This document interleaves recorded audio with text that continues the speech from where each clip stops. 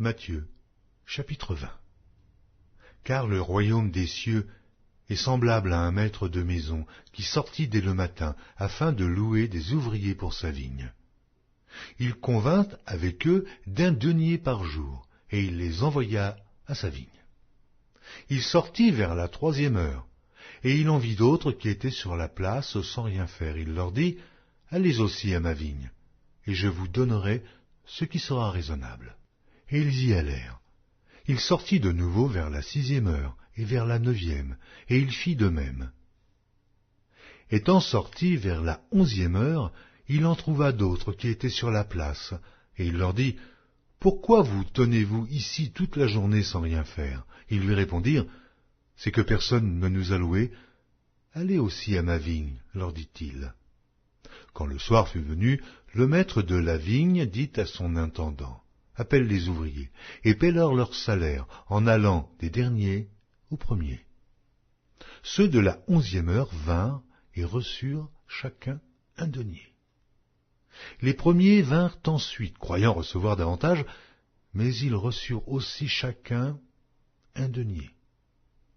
En le recevant, ils murmurèrent contre le maître de maison et dirent, « Ces derniers n'ont travaillé qu'1 heure, et tu les traites à l'égal de nous, qui avons supporté la fatigue du jour et la chaleur. » Il répondit à l'un d'eux, « Mon ami, je ne te fais pas tort. N'es-tu pas convenu avec moi d'1 denier ? Prends ce qui te revient, et va-t'en. Je veux donner à ce dernier autant qu'à toi. Ne m'est-il pas permis de faire de mon bien ce que je veux, ou vois-tu de mauvais œil que je sois bon ? Ainsi, les derniers seront les premiers, et les premiers seront les derniers. » Pendant que Jésus montait à Jérusalem, il prit à part les 12 disciples et leur dit en chemin, « Voici, nous montons à Jérusalem, et le Fils de l'homme sera livré aux principaux sacrificateurs et aux scribes, et ils le condamneront à mort, et ils le livreront aux païens, pour qu'ils se moquent de lui, le battent de verges et le crucifient, et le 3e jour, il ressuscitera. » Alors la mère des fils de Zébédée s'approcha de Jésus avec ses fils et se prosterna pour lui faire une demande. Il lui dit, « Que veux-tu ? Ordonne, lui dit-elle, que mes 2 fils que voici soient assis dans ton royaume, l'un à ta droite et l'autre à ta gauche. » Jésus répondit, « Vous ne savez ce que vous demandez. Pouvez-vous boire la coupe que je dois boire ? » Nous le pouvons, dirent-ils.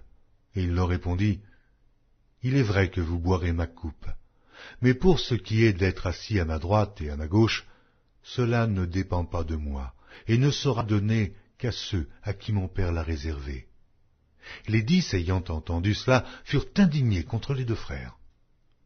Jésus les appela et dit, « Vous savez que les chefs des nations les tyrannisent, et que les grands les asservissent. Il n'en sera pas de même au milieu de vous.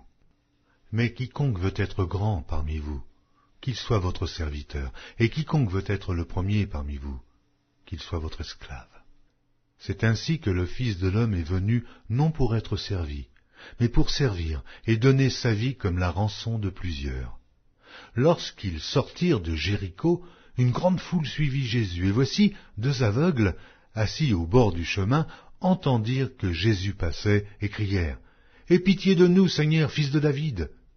La foule les reprenant pour les faire taire, mais ils crièrent plus fort, « Aie pitié de nous, Seigneur, fils de David !» Jésus s'arrêta, les appela et dit, « Que voulez-vous que je fasse ?» Ils lui dirent, « Seigneur, que nos yeux s'ouvrent. » Ému de compassion, Jésus toucha leurs yeux, et aussitôt ils recouvrèrent la vue et le suivirent.